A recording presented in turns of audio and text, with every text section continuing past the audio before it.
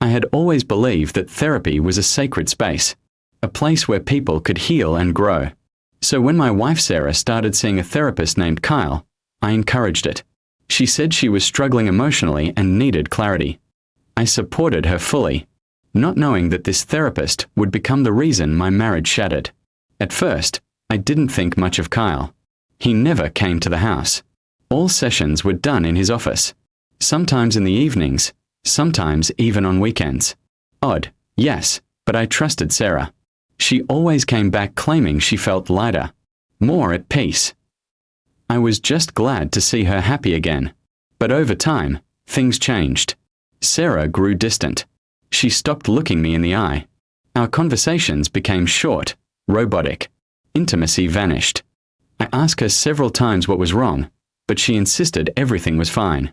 Therapy is just bringing a lot to the surface, she would say. Then came the late-night texts. I'd see her phone light up at 11 p.m. or midnight. She would quickly turn it face down or go into another room to reply.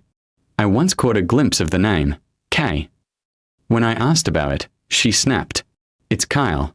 He checks in sometimes after sessions. It didn't sit right with me. No therapist texts at midnight. So I started digging. A friend of mine works in health licensing. I gave him Kyle's full name and asked him to check the registry. The result? No one by that name was licensed in our state. Kyle wasn't a therapist. He was a fraud. I was stunned. My heart pounded with betrayal. But before confronting Sarah, I wanted more proof. So I followed her one day. She told me she had a session at 5 p.m. I waited outside, the building she usually went to. She never showed up. Instead, I followed her car to a private marina. She met Kyle there. I watched from behind some shrubs as they kissed, openly, hungrily. They boarded his boat and disappeared into the open sea. That night, I didn't sleep. I kept replaying everything in my head. My wife had been cheating on me. Not just with anyone, but with someone pretending to help her mentally. It wasn't just betrayal, it was manipulation from both of them. The next morning, I didn't confront her. I played dumb, made breakfast, kissed her forehead, and pretended like nothing had changed. Inside, though, I was planning. I wasn't going to scream or cry. I wanted justice, my own kind. A week later, I reached out to Kyle through a fake email. I posed as a wealthy businessman looking for a therapist. I said I was sailing near the coast and wanted a private session, offshore. He replied eagerly. Money, sea, and secrets? Right up his alley. We arranged to meet at a private dock. I rented a luxury boat under the alias and pre-stocked it with supplies. Just not the kind he'd expect. I even made sure to carry a concealed weapon. Not to kill, but just in case things got rough. Kyle boarded the boat with a smug grin. So, what are you hoping to fix? He asked, pouring himself a drink. I didn't answer. I just smiled and steered us out toward deep water. I kept going until the shore was just a line behind us. Then I turned off the engine and looked him in the eye.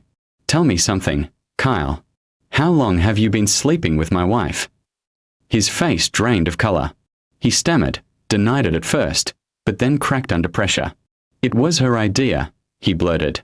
She said you were boring, distant. I didn't need to hear more.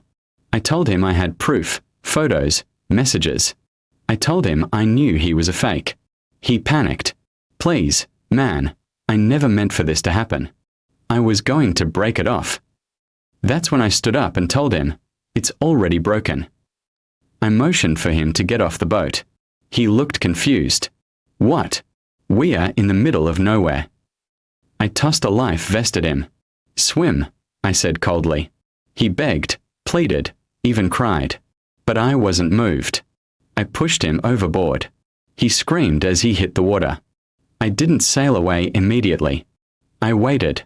And soon, the ocean answered. Fins began circling.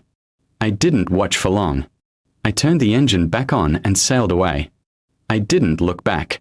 Some things are better left behind, especially liars who prey on the weak. When I returned home, I didn't speak to Sarah right away. I packed my things slowly and left a note. I know everything. Don't bother looking for him. Or for me. She tried calling, texting, crying through voicemails. But I didn't respond. I filed for divorce quietly and moved across the country. I started fresh, with a new job, a new town, and peace.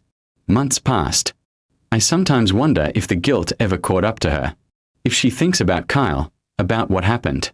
But I don't lose sleep over it. Not anymore. Because some betrayals don't deserve forgiveness. Some lessons need to be taught the hard way. And some sharks, well, they never sleep. My life is better now. Quieter. Free of lies. Free of games. And I've learned something important. When people show you who they are, believe them the first time. But if they fake it, especially as a therapist, they better pray they can swim. Because out at sea, justice is cold. And the sharks are always hungry.